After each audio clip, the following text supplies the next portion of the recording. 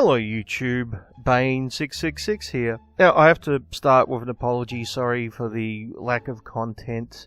I have been working on some serious videos, but with all the shit that's going on in the world at the moment, I'm finding my motivation to finish them somewhat lacking.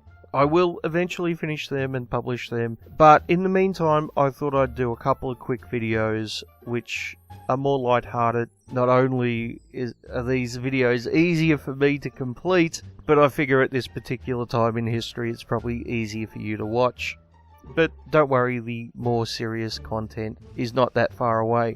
But I came across two articles, both published on McSweeney's, both meant to be humorous, and one of them is particularly humorous, but I don't think humorous in the way that the author intended. We'll get to that one in part 2. But both are clearly also propaganda. And humour can be a very effective propaganda tool, especially humour which is based on false stereotypes, as we're about to see in this particular episode. Now, this particular article is written by a so-called comedian called Lucas Gardner, who apparently is going to be working on some show called Miracle Workers. There's one to avoid. And his article is called "Our Men's Rights Activism Group Refuses to Share This Meeting Space." Now, this article is from a few years ago. It's from 2015. But I want to have a deep dive into it anyway, because it is quite interesting. There seems to have been a scheduling mix-up. Our men's rights activists group reserved this space with the community center 3 weeks ago. I'm not sure when your rage management support group is supposed to be meeting, but we're definitely booked for this hour. Thanks for being diplomatic and suggesting that we merge groups and share the space, but, and no offense, here, I don't think there's much overlap between you rageaholics and us men's rights warriors. Men's rights warriors, yeah, because that's what we refer to ourselves as all the time, right? Yeah, you've done so much research for this piece of propaganda, Lucas. Well done. But his argument here is that MRAs are just rageaholics. We're just angry and we're no different than an anger management group. We're just angry white men, as we'll see later on, and apparently we just hate women. Now, you may be shocked, but this is pretty much the extent of his argument. Now, he does actually bring up a couple of men's rights issues later on, but then he dismisses them in such a way, a typical way that we've all heard before, but he dismisses them in such a way that he actually contradicts patriarchy theory. But we'll get to that eventually. Most of the article is just this type of propaganda that MRAs are just angry rageaholics.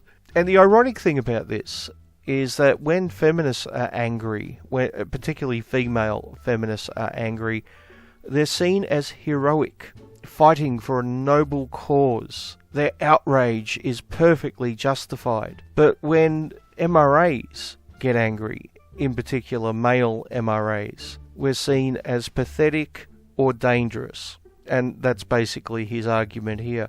So, nice bit of gender stereotyping done there, Lucas. Well done. We're here to get some real work done, not just talk about personal problems with misplaced anger. What even is that?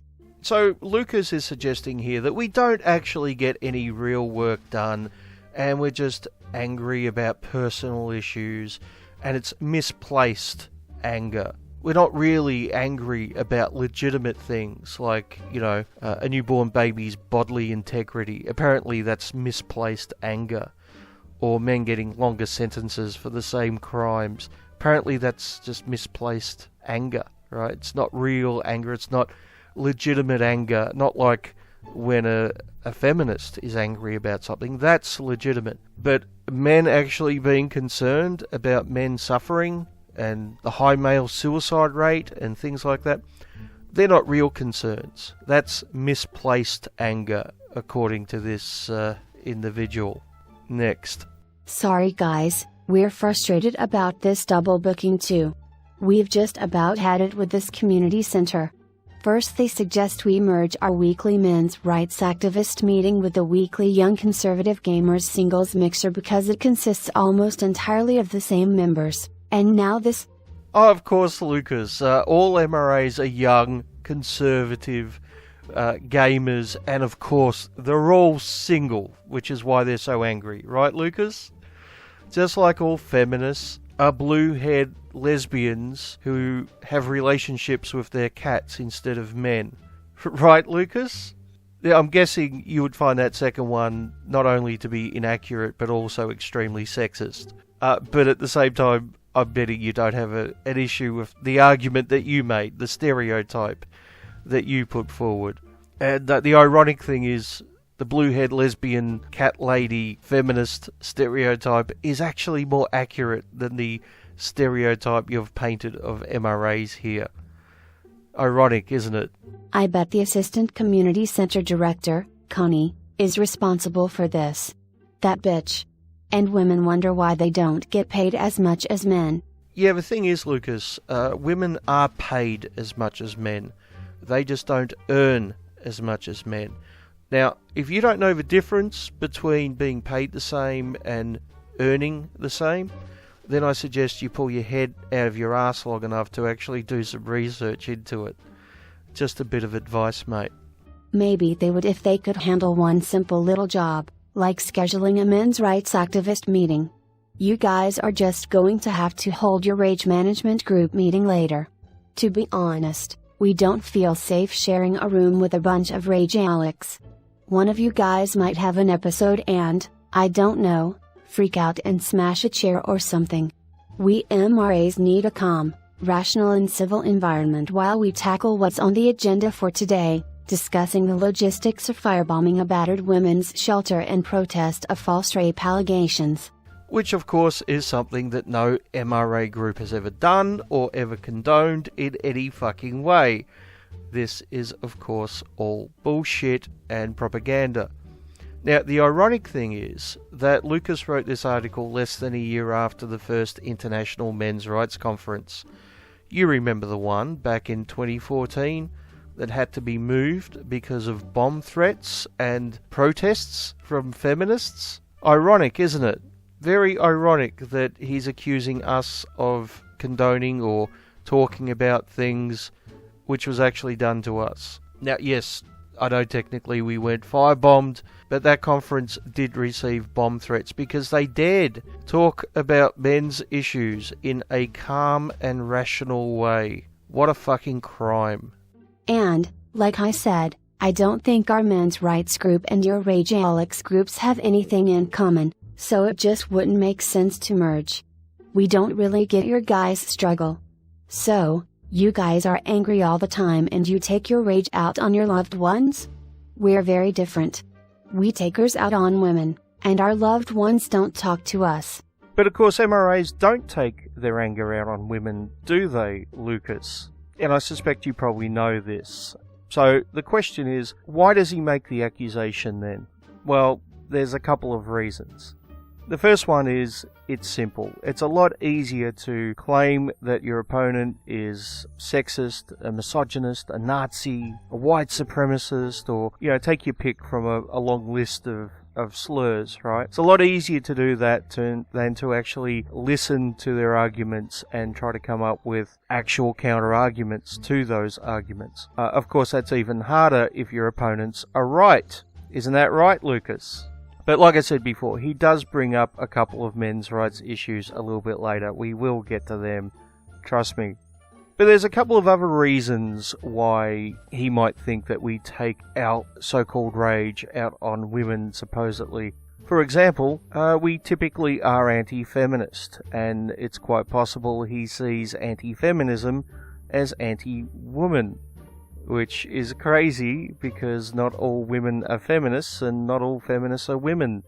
The two terms are not synonymous. They do not mean the same thing. You can be against one and in favour of the other. But of course, people like Lucas combine these two things together, so any criticism of feminism is automatically misogyny and hatred of women, therefore justifying feminism.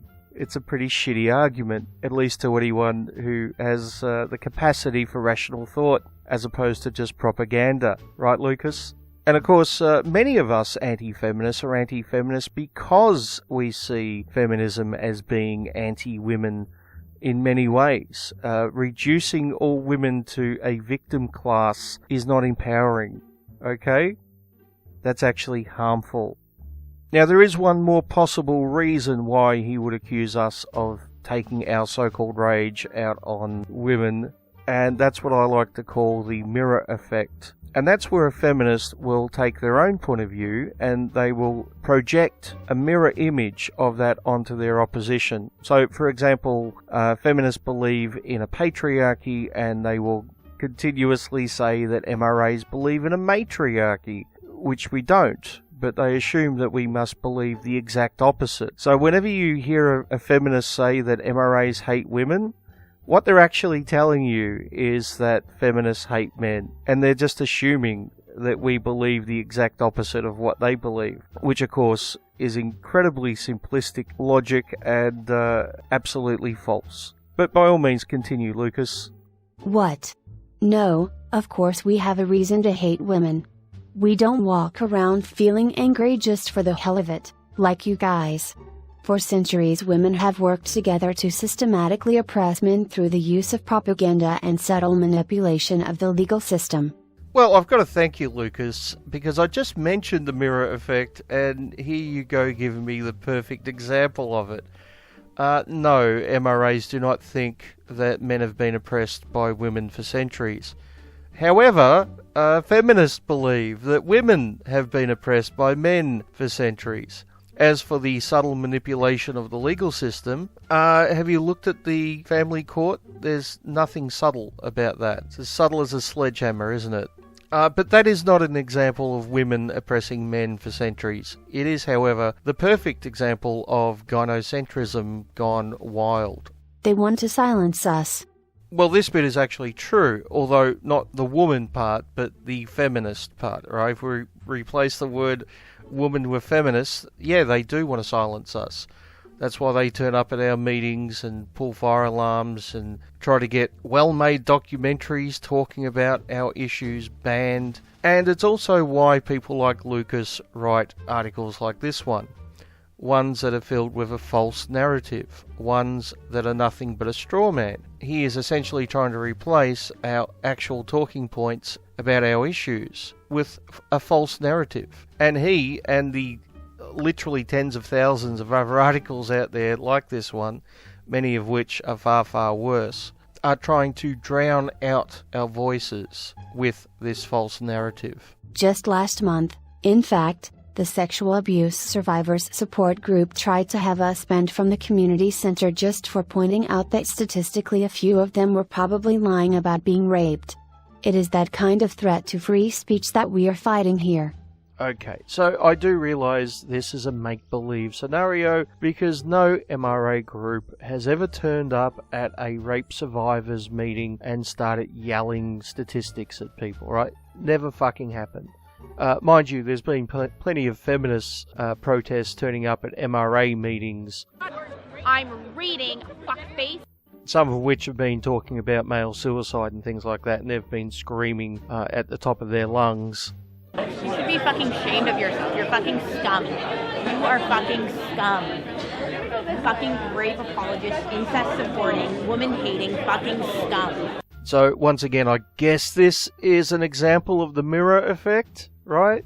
It's amazing how many things that Lucas is accusing us of doing, which feminists have actually done to us. Very interesting. But anyway, as I was saying, I know this is a make-believe scenario that he's put forward, but let's, for the sake of argument, have a look at it and discuss it. Let's say, for example, it was real. My question would be, how did this MRA group go about discussing the fact that statistically some women make false allegations about rape? Now, if, like I said, they turned up at the meeting and started yelling at survivors, then I would be the first one to condemn that. Likely that's never happened, right, Lucas? But survivors of rape should have a place to meet safely to discuss the trauma that they've been through and help each other get through it, right? I don't think there are any MRAs out there who would disagree with that. It would be nice if you gave MRAs the same courtesy, though, you know.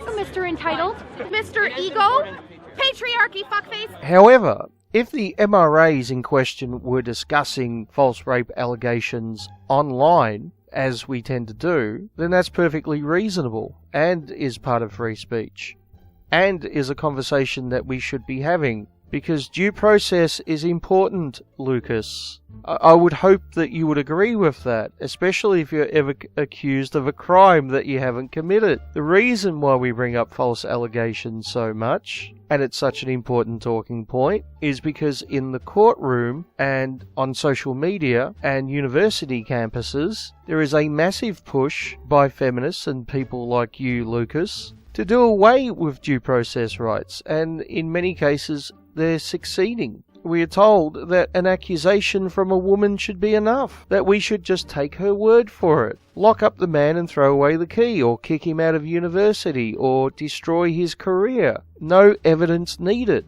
Unlike when a man makes an accusation, of course, in which case you always need evidence, especially if the accusation is against a woman, right? This is a strange type of equality. It seems women are so pure that they never ever lie, ever, would never dream of it. But men, apparently they lie all the time. We can't trust them, right? It almost makes feminism sound like female supremacy, which isn't a surprise because that's what it is. So it's simple, Lucas. Either you agree with due process rights, in which case you agree with our arguments, or you're against due process, in which case you're a fucking idiot. Take your pick, Lucas. We had this room reserved fair and square, and we have rights as white men. It's almost as if Lucas is going down a checklist of typical arguments made against the men's rights movement. Typical bullshit arguments. This one, for example, apparently all MRAs are white men, therefore MRA arguments don't count.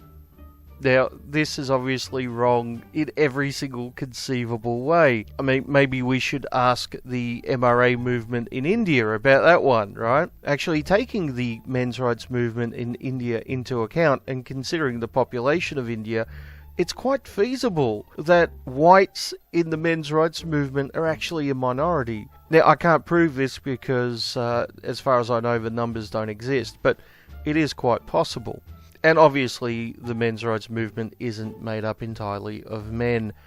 Anyone who knows anything about us knows that there are some very prominent, well-liked and outspoken women who are at the core of the movement. But the reason why people like Lucas and other lazy feminists make this argument is, once again, it's just a slur suggesting that we're all white men, therefore we're all privileged and don't really have issues. And there's also the subtle insinuation that we're racist. And sometimes it's not so subtle. Sometimes they'll just come right out and say it based on absolutely nothing to prove it, of course. Now, as I said earlier, this article by Lucas was written less than a year after the first International Men's Rights Conference. Now, the reason why I bring that up again is because at that particular conference, one of the guest speakers was none other than Canadian Senator Ann Cools, who just so happens to be a woman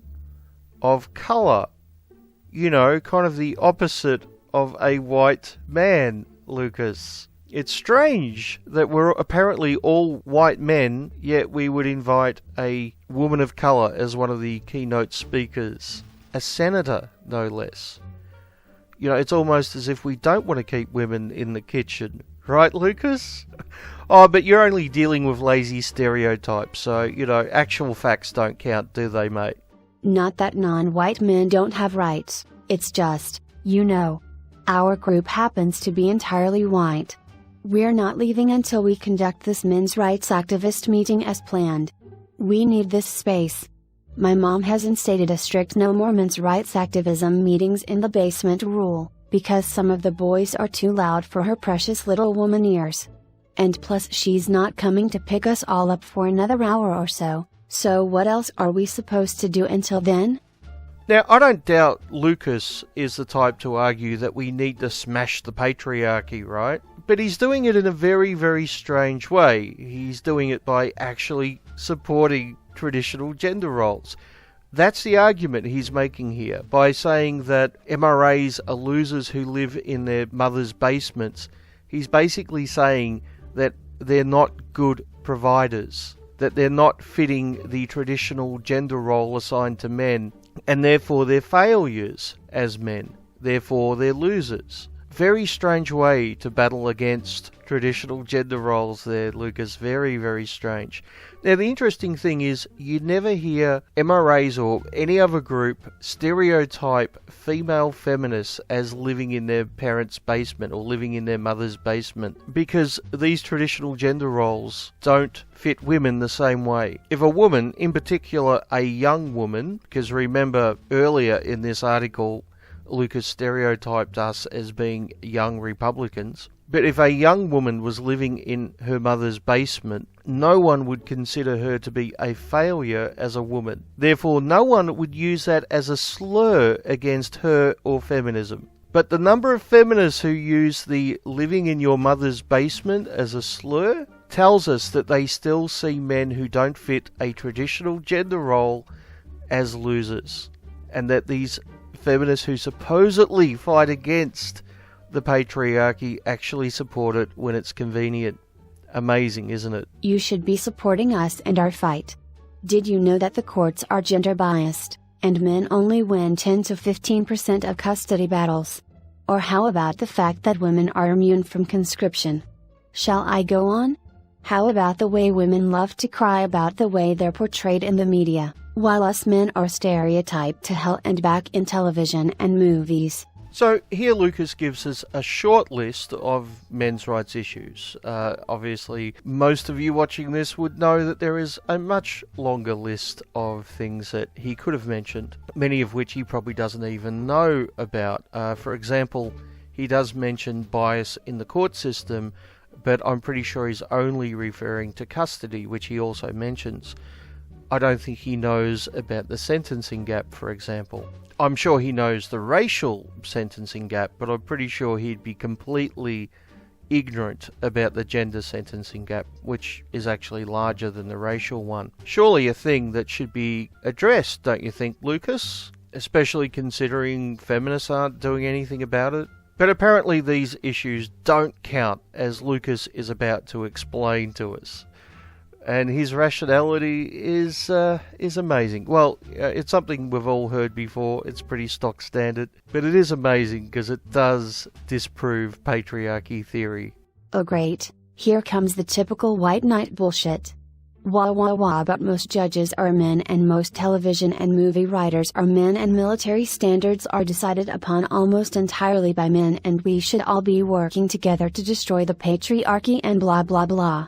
Now, ironically, Lucas is meant to be sarcastically making fun of us, but what he's actually doing is making fun of feminists who make this argument, and they do make this argument all the time. It is a fairly accurate description of what they say and do, and it is a bullshit argument. I mean, let's look at it for a second. We supposedly live in a patriarchy which privileges men and oppresses women.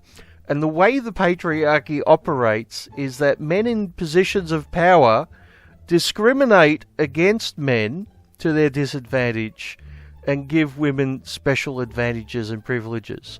Yeah, I don't think those things go together the way you seem to think they do. I mean, if anything, this is an argument for gynocentrism. You might want to look that term up, Lucas, because you've just made an argument for it. Next. Yeah, like I'm going to sit here and listen to the thoughts of a bunch of people with very deep-seated rage issues? Now if you would shut the fuck up for the 50th billionth time! Fuck you. Here's a statistic for you. You can suck 100% of my dick. Now, I will admit that I did laugh when I read you can suck 100% of my dick. In fact, I'd like to get it printed on a t-shirt and then wear it to a slut walk. That may be dangerous. I may get assaulted, but I think it would be pretty fucking funny to do. Let us have the community space.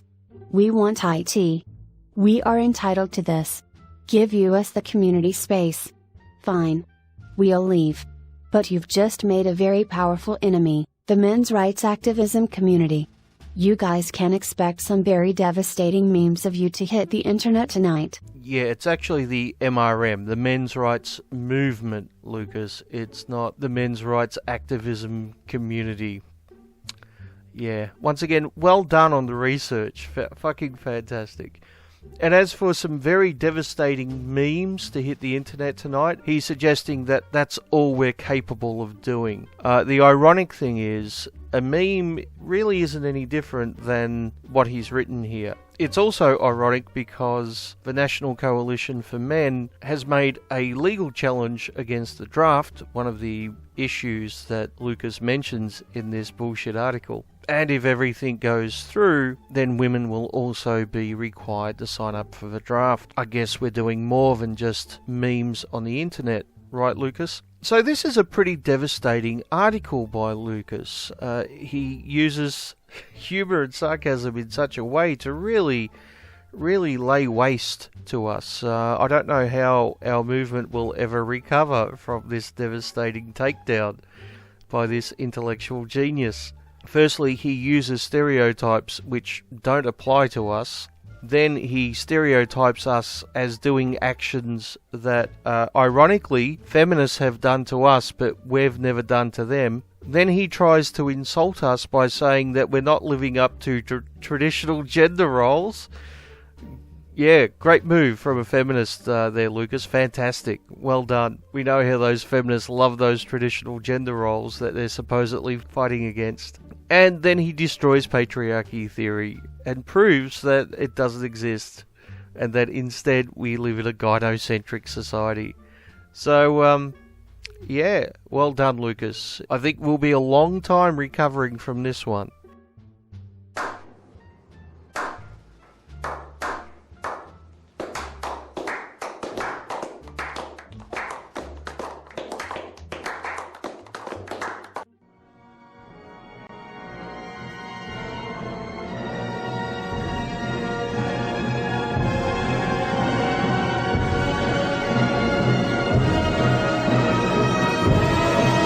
Now, if you enjoyed this video and you're watching it on YouTube as it's premiered, then you can find part 2 already up on Bitchute.